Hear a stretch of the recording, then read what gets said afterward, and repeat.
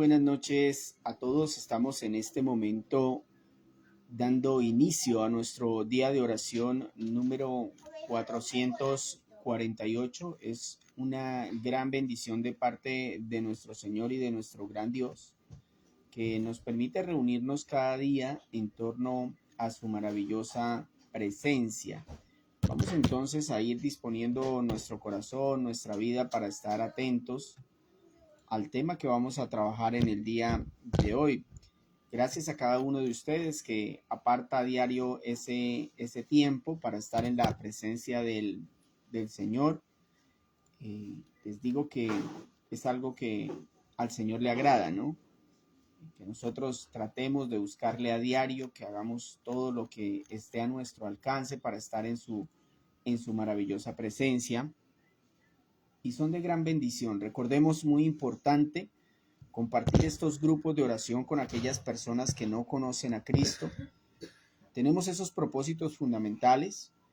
Hoy es un día especial donde haremos el grupo directamente para hacer una recapitulación, un resumen de los temas que hemos visto en los días anteriores. Entonces, para que usted pues también pueda estar atento y de pronto refresque esa palabra que el Señor nos habla, ¿cierto? O que nos habló hace algunos días. A veces nosotros no solemos hacerlo y es algo que es muy importante, ¿no? Las personas creo que tienen una equivocación en cuanto a la palabra del Señor. Creen que se trata de leerla y ya está. O sea, tienen una equivocación grandísima, porque lo que el Señor quiere es que la comprendamos para que la podamos aplicar.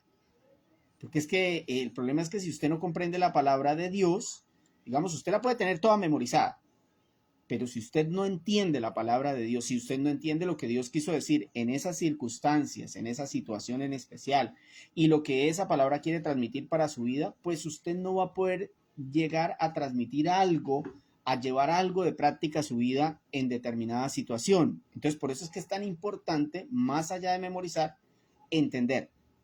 Entender es muy importante, mis hermanos, porque el Señor quiere que nosotros podamos entender su obra de salvación, la gravedad de nuestro pecado, las ansias que Él tiene de que nosotros vayamos al cielo, el deseo de Él de que nosotros podamos vivir en la eternidad con Él. Entonces, por eso es que de pronto yo soy tan insistente en que usted no se desconcentre con las cosas del mundo, en que usted no se quede dormido, en que usted no se distraiga, en que usted no mire al de al lado, en que usted no esté pendiente de su hijo, ni de su nieto, ni de su amigo. Esté pendiente de usted mismo. Usted necesita a Cristo tanto como el que está al lado.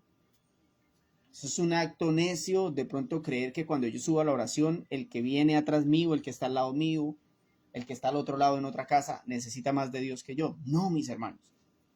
Cristo murió por cada uno de nosotros y todos estamos en la misma condición. Entonces, qué importante que nosotros, antes de entrar al grupo, antes de ir a un culto, podamos entender eso y lo podamos vivir. Vamos entonces a dar unos minuticos más para que las personas que no han todavía llegado al grupo lo puedan hacer. Recordarles que vamos a trabajar entonces el resumen del capítulo 20, 21, 22 y 23, y que luego haremos una oración larga enfocada, digamos, en este caso, en un tema muy importante que nos va a bendecir el día de hoy. Vamos entonces a orar al Señor pidiéndole que nos ayude, que nos bendiga, que nos llene de fortaleza para lo que vamos a hacer hoy. Amado Señor, bendito Salvador nuestro, te agradecemos en esta preciosa noche, Señor, porque una vez más podemos reunirnos, Señor. Ha sido una semana difícil, Señor, ha sido una semana dura. Padre amado, como veníamos diciéndolo hace unas semanas atrás, sabemos por tu palabra que las cosas, Señor, no son lo mejor, Señor, lo que se avecina. Sabemos que va a ser terrible, Dios de los cielos. Por eso pedimos a ti, Señor, que guardes nuestras vidas, nuestras almas, que nos mantengas irreprensibles, que nos ayudes hoy a estar concentrados en tu palabra, Señor, porque nuestra carne suele ganarnos la batalla, Señor, y por eso necesitamos de ti, Señor. Te pedimos perdón, pedimos que nos ayudes a poner alma, vida y corazón en esta hora, Señor, que podamos estar atentos, que tu Espíritu Santo nos guíe a toda la verdad, que Él se glorifique a través de nuestras vidas, Señor, en otras personas que también te conozcan a través de la predicación, Señor. Por favor, ayúdanos a estar atentos, bendice a cada uno de los que se conectan, Señor. Dales docilidad y entendimiento, Padre. Obra de manera perfecta y sobrenatural, Señor. Ayúdanos, oh Dios, para ver tu mano poderosa. Estas cosas, Señor, te las pedimos en el bendito y en el poderoso nombre de Jesús. Nuevamente, buenas noches a todos los que ya llegaron. El Señor me los bendiga muchísimo. Empezamos el resumen con el tema que trabajamos en este caso el día viernes de la semana pasada, un tema realmente especial y yo diría que controvertido para algunas personas. Se llama Aunque no quieras, aunque no quieras. En el capítulo 20 del segundo libro de Samuel aparecen dos personajes que es Saba y Amasá. Estos dos hombres que después de la muerte de Absalón siguieron insistiendo en desobedecer y en increpar al rey para ponerlo en contra del pueblo. Básicamente eso es lo que está sucediendo ahí. Dos hombres tratando de enfrentar al rey y al mismo tiempo de ponerlo en contra del pueblo de Israel. Esto era un caso de insolencia realmente y de ceguera que terminó con la muerte de estos dos personajes que también se tuvieron que someter ante el rey. Pues es que en ese tiempo todo el mundo sabía quién era el rey David, ¿no?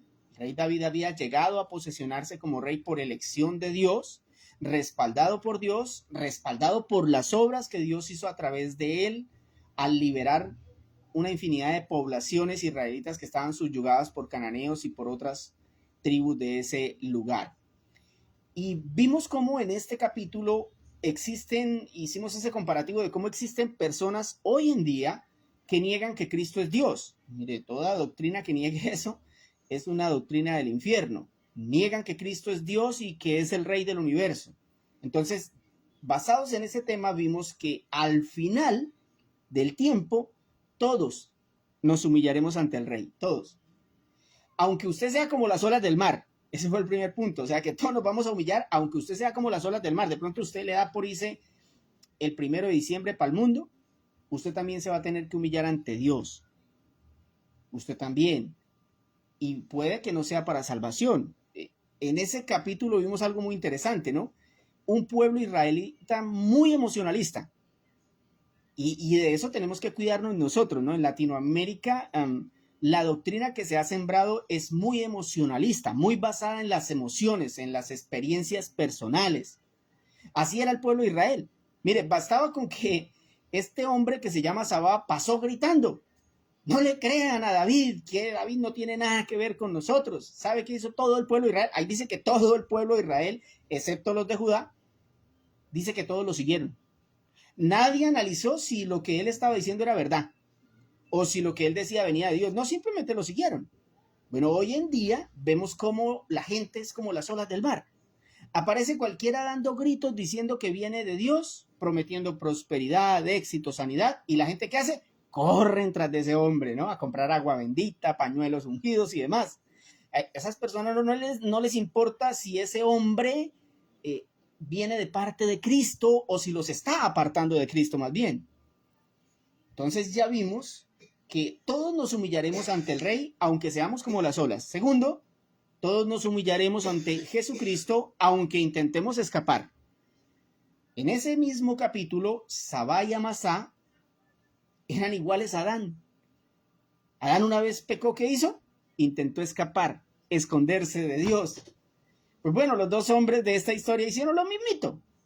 Tan pronto sublevaron al pueblo en contra de David, intentaron escapar, pero fueron ajusticiados por rebelarse contra el rey.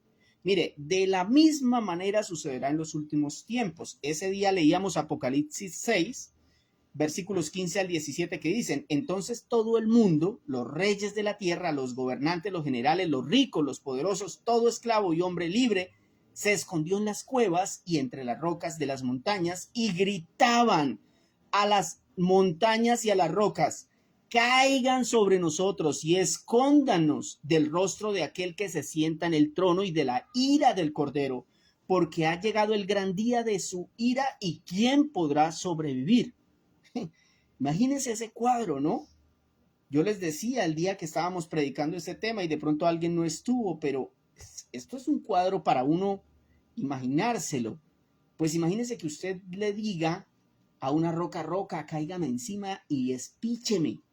Yo prefiero eso que verme con Cristo porque sé que le debo todo y que no me arrepentí. Por eso, mi amigo, no intente escaparse de Dios.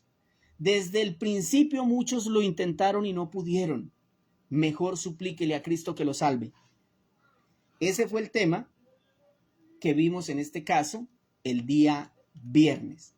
Aunque no quieras, aunque seamos como las olas, al final todos nos humillaremos ante el Rey, incluso los demonios.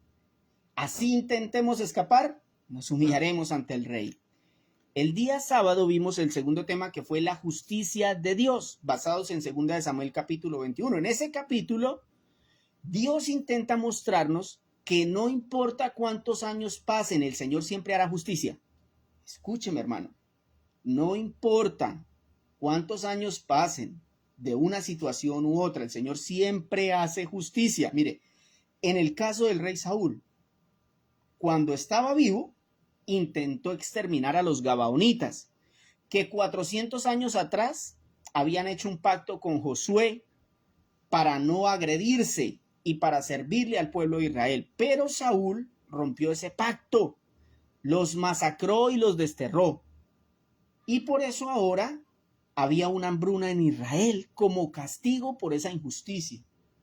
Por eso vimos que la justicia de Dios, primero, no tiene caducidad.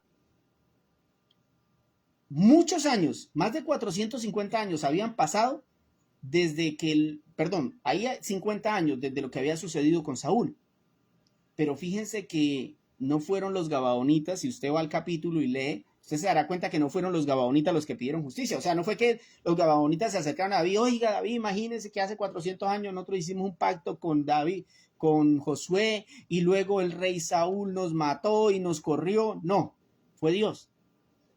Ahí el texto dice que fue Dios el que se acordó y trajo una hambruna de 3 años sobre Israel, en la cual cuando eso sucedió, pues David se angustió.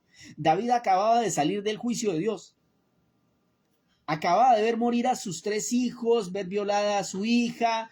Mejor dicho, David estaba a punto de volverse loco, llevaba un tiempo tranquilo, con el Señor bien, y ¡pum! De un momento a otro viene una hambruna de 3 años.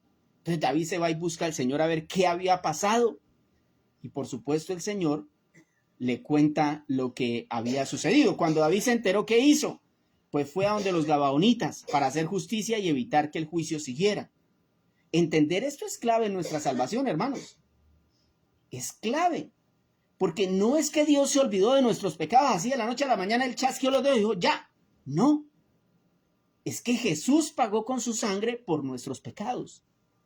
Porque es que la justicia de Dios primero no tiene caducidad, o sea, no es que se vence, no, es que alguien paga por nosotros, por lo que hemos hecho e incluso por lo que vamos a hacer.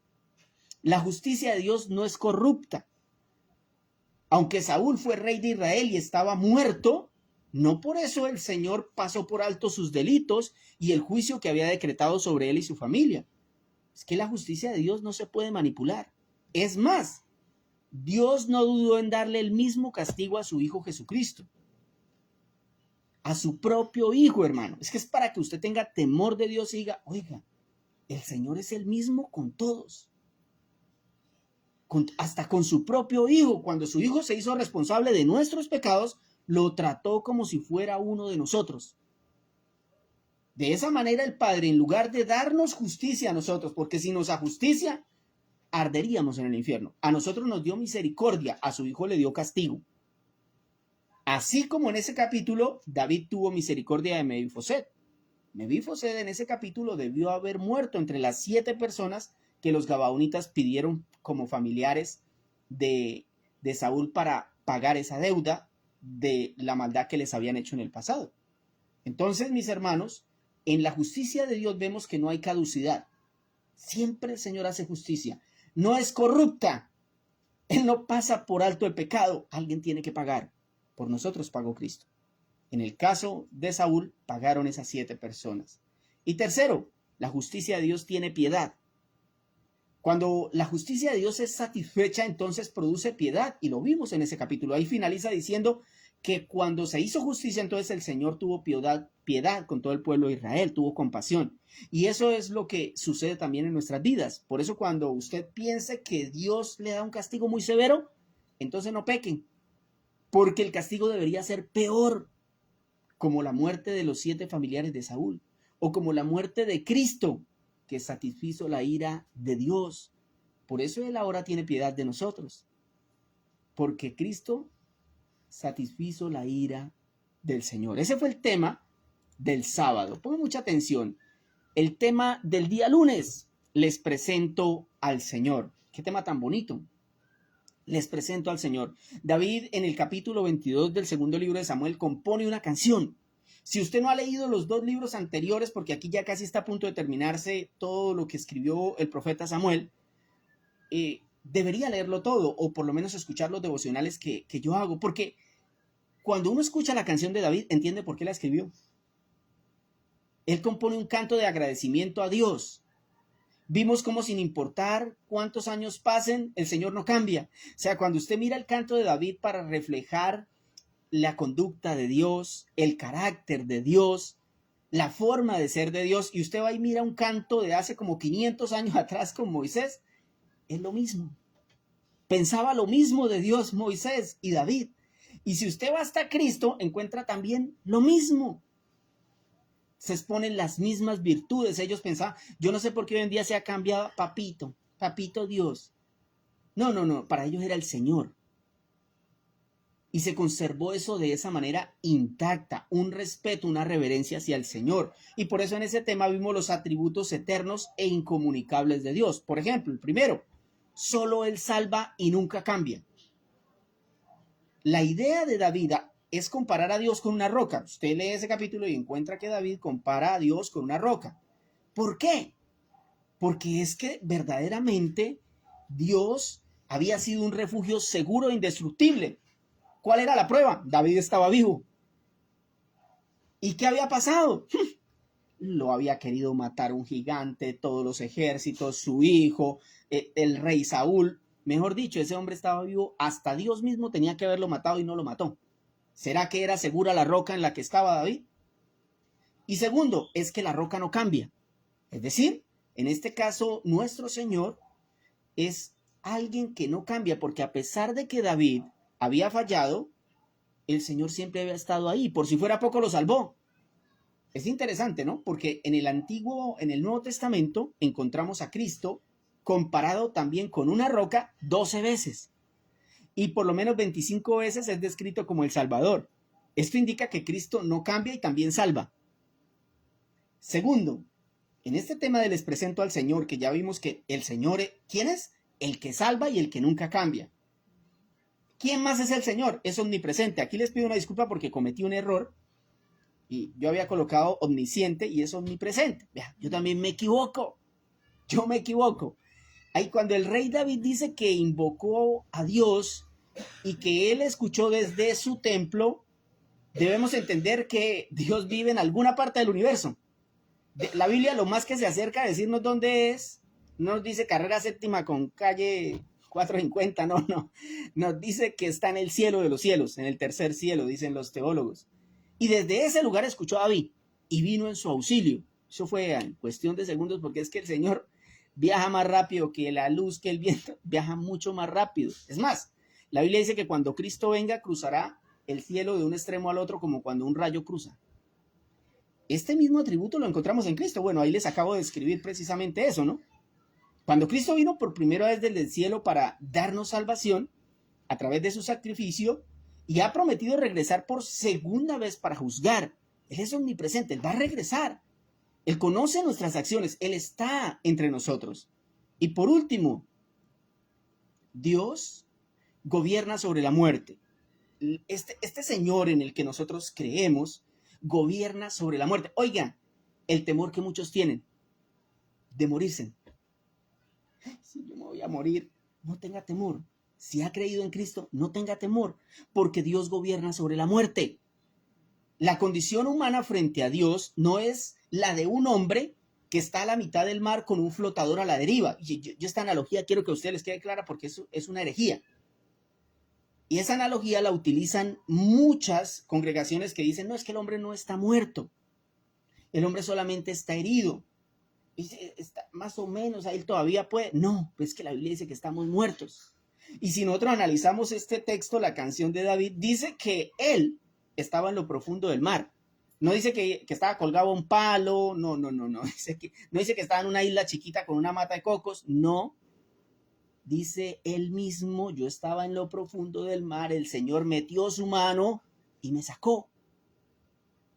Quiero decirles que en ese tiempo no había traje de buceo, ¿no? Ni submarinos. O sea que David está transmitiendo claramente que él estaba muerto y que el Señor lo resucitó. Eso coincide con lo que Cristo dice de nosotros. Efesios 2, ustedes están muertos sin delitos y pecados. Y al haber creído en Cristo tenemos que vida nueva, un nuevo nacimiento. Ese fue el tema del día lunes. Y por último el tema del día martes. Héroes de guerra. Héroes de guerra, basado en 2 de Samuel capítulo 23. ¿Qué sucedió allí en ese capítulo? Pues bueno, David se aseguró de que aquellos que dieron lo mejor de sí para liberar a Israel no fueran olvidados. 30 personajes fueron los héroes que vivieron las batallas más duras con David y que hicieron las hazañas más grandes. Y esto es impresionante porque es consistente con lo que Dios hará en el final de los tiempos. Él dice que Él recompensará y reconocerá a aquellos que han estado en el frente de batalla y que han realizado hazañas para llevar a cabo el avance del reino de Dios hasta que Cristo regrese. Y por eso fue que en ese tema vimos cómo ser un héroe y no un cobarde. ¿Qué quiere ser usted? ¿Cómo ser un héroe y no un cobarde? Bueno, lo primero que hay que hacer si usted quiere ser un héroe es empuñe la Biblia y no la suelte. No la cerveza, ¿cierto? No los vicios de este mundo. No los juegos de azar, no. Empuñe la Biblia y no la suelte. En este caso, por ejemplo, ahí se exponen varios, ¿no? De estos héroes que estuvieron con David, pero uno que nos llamó la atención fue Eleazar. ¿Por qué? Porque Eleazar y otro hombre que se llamaba Sabá no se retiraron de la batalla, aunque sus compañeros sí se habían ido. O sea, ellos se quedaron solos ahí en medio de la batalla. Él arriesgó su vida para proteger al rey, al reino y para obedecer a Dios. ¿Por qué para obedecer a Dios? Porque es que Dios dice eso en el primer mandamiento. Lo que pasa es que nosotros no lo llevamos a cabo. Este hombre sí.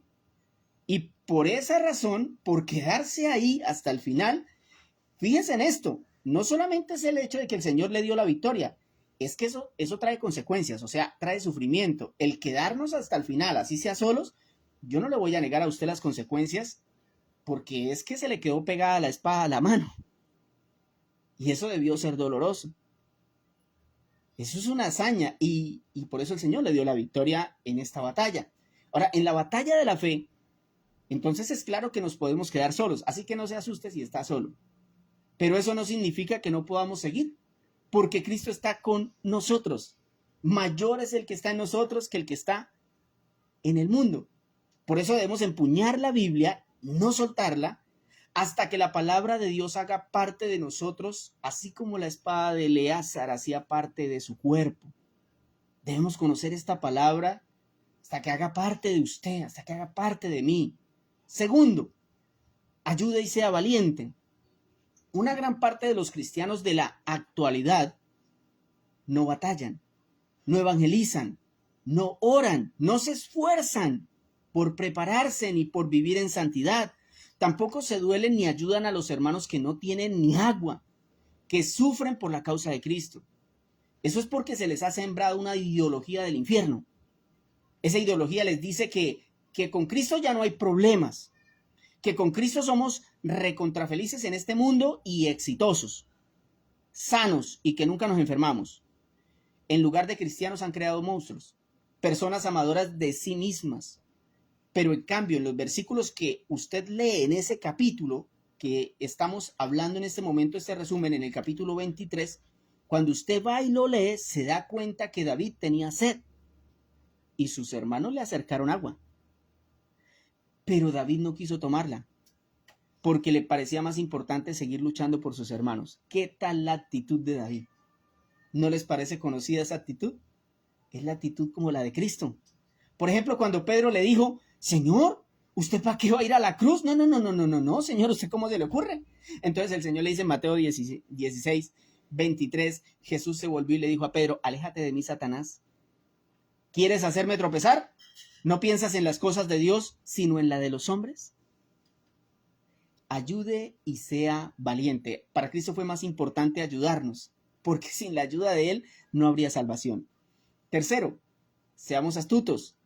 Debemos ser astutos como Benaías. Usted lee ese capítulo y se encuentra con que Benaías mató a un gigante con un palo y el gigante tenía aparte de todo una lanza. Pero Benaías fue tan astuto que lo mató. Nosotros tenemos mejores armas que Benaías. Tenemos la Biblia, tenemos el Espíritu Santo, la oración, pero debemos ser astutos para utilizar esas armas, para que aquellos que nos escuchan caigan rendidos ante Cristo. Vamos entonces a utilizar este espacio que nos queda para orar al Señor, para pedirle que bendiga nuestras vidas. Primeramente vamos a pedirle perdón. Sabemos que hay semanas donde seguramente tenemos ese privilegio de vivir más en santidad con Él. Hay semanas donde estamos en prueba, hay semanas donde de pronto todo es más tranquilo, hay semanas donde las cosas definitivamente son muy difíciles. Hay de todo, ¿no? Y bueno, hay que agradecerle al Señor, pero hay que pedirle también perdón por esas veces cuando de pronto en medio de las circunstancias cometemos errores, ¿no? Cometemos fallas, a veces que tenemos que hacer ciertas cosas y no las hacemos. Entonces debemos siempre en nuestra oración, no porque yo lo diga, es que la Biblia lo dice. En Juan nos dice, si usted dice que no es pecador, es un mentiroso, y le dice al Señor que es un mentiroso.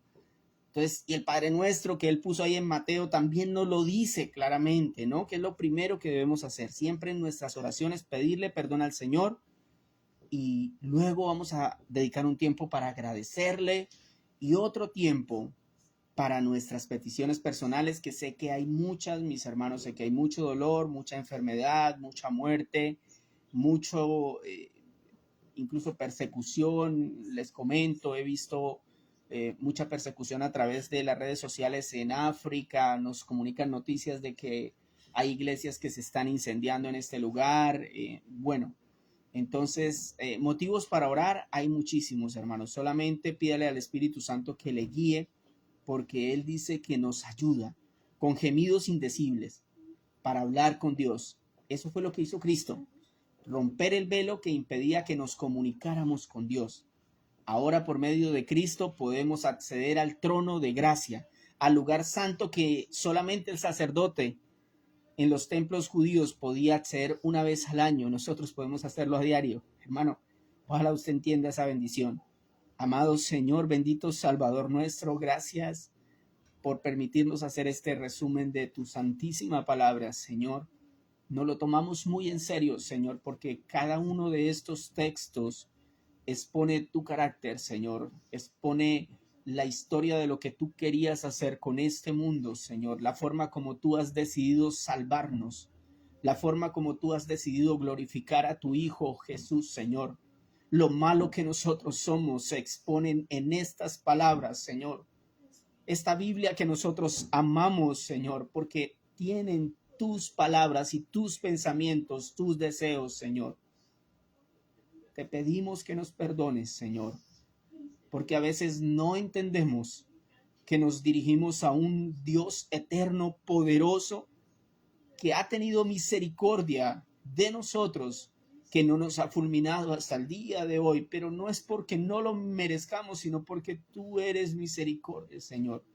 Dice el Salmo que nuevas son tus misericordias cada mañana. Cada mañana necesitamos de tu misericordia, Señor. Cada día necesitamos de tu gracia. Cada día necesitamos de tu Hijo, de tu Espíritu Santo. Necesitamos de ti, único Dios verdadero. Escúchanos en esta oración. Perdónanos, Señor, por nuestras malas acciones, por nuestros pensamientos errados y equívocos, Señor. Perdónanos por cada vez que hemos ofendido al prójimo, que hemos hablado mal de alguien. Perdónanos, Señor, porque en nosotros hay mucha carnalidad, Señor, y muchas veces no lo aceptamos, no lo vemos. Somos muy dados a ver el pecado y los errores de los demás, pero los nuestros no los vemos, Señor. Somos, como dice Mateo 23, copas muy limpias por fuera, pero por dentro estamos llenos de podredumbre. Señor, perdónanos. Permite que limpiemos el vaso, no solamente por fuera, sino también por dentro, Señor. Permítenos no solamente estar llenos de obras de justicia externas, sino también tener obras que te glorifiquen, Señor. Como dice Santiago, la fe sin las obras es muerta.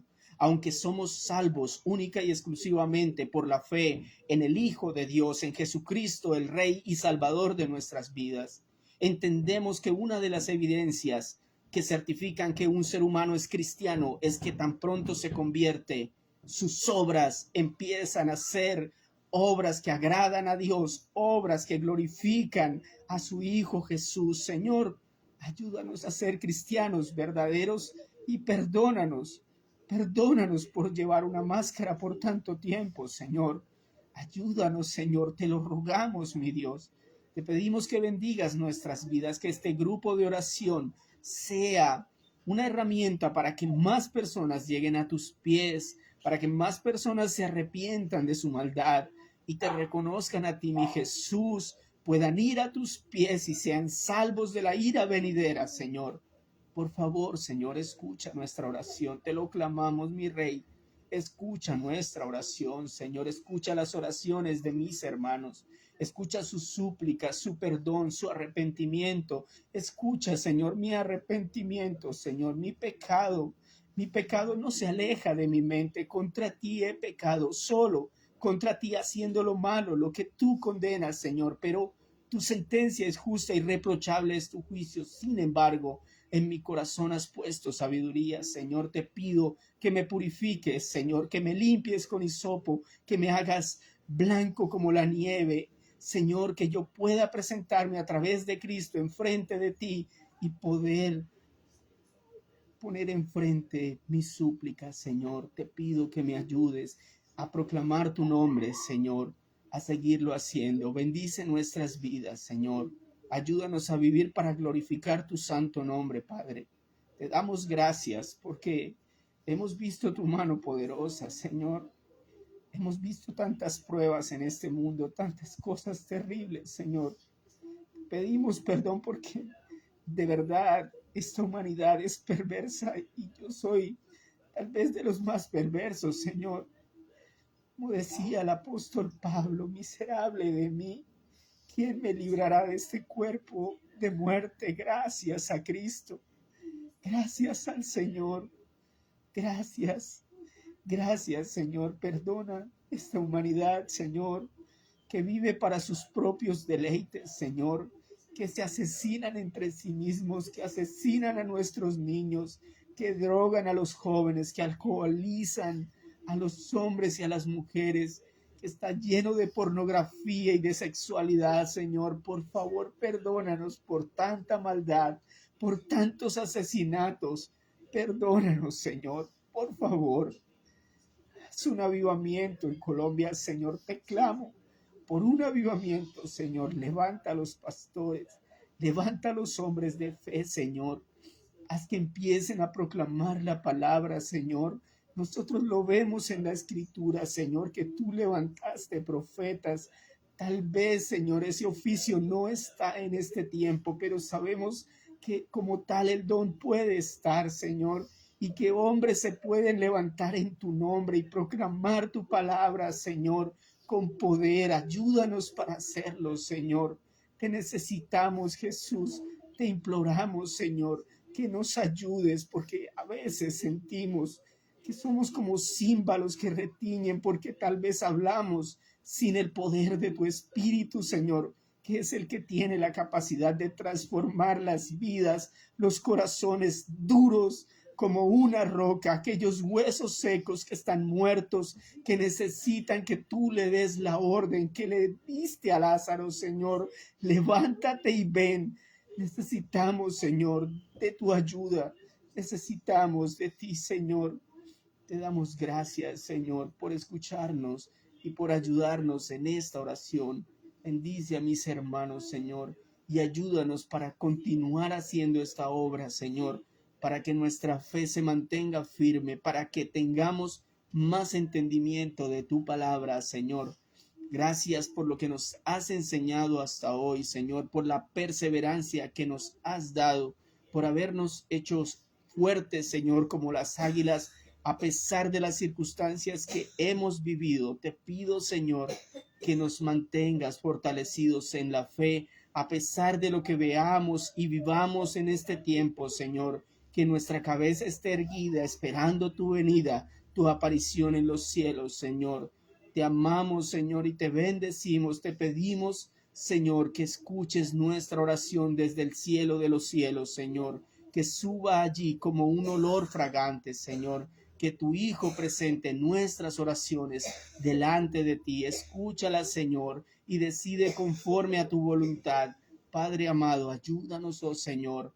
Te damos también peticiones personales que tenemos acerca de nuestra vida, Señor, por nuestros hijos, por la conversión de ellos, Señor, porque también vemos, Señor, que hoy en día en la humanidad, al haberse apartado tanto de ti, los chicos que crecen hoy son cada día peores, Señor, son cada día más desadaptados. Te pedimos, Señor, que nos des la disciplina para educarlos en el poder de tu palabra, Señor, en el poder de la oración, en la reverencia y el respeto hacia ti, Señor. Ayúdanos, Señor.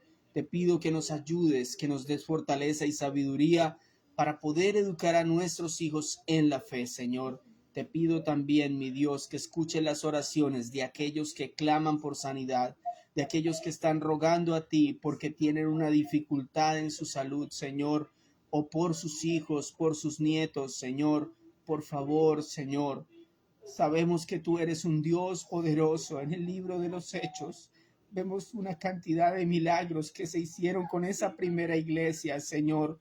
Hombres que clamaban a ti, que tú les respaldaras hoy de la misma manera como lo hizo Pedro, como lo hizo el apóstol Pablo. Te rogamos, Señor, que hagas portentos y milagros, que a través de tu poder muchas personas puedan ver que tú eres realmente Dios, Señor, y que luego nosotros estemos dispuestos a predicar el Evangelio para que ese milagro no sea una simple emoción para esa vida. Señor, ayúdanos para que podamos ver tu poder. Espíritu Santo, muévete para restaurar los matrimonios. Te rogamos, Señor, te imploramos que restaures las relaciones entre los padres y los hijos, Señor, que restaures matrimonios, que nos ayudes con aquellos que han sufrido la pérdida de un familiar y que no han podido olvidar y que no han podido dejar de sufrir, Señor. Te pido que des paz en sus corazones, en sus mentes, que les ayudes, Señor, hoy y siempre, mi Rey.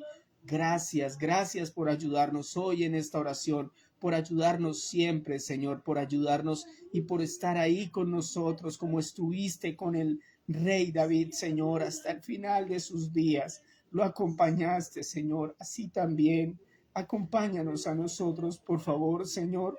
Ayúdanos, oh Señor, en el nombre poderoso de Jesús. Amén y amén. Mis hermanos, muchísimas gracias por haber estado con nosotros en esta noche. Que el Señor me los bendiga muchísimo, si Él así lo permite. Mañana estaríamos entonces a las 8 de la noche. Que Dios los bendiga y que estén muy bien.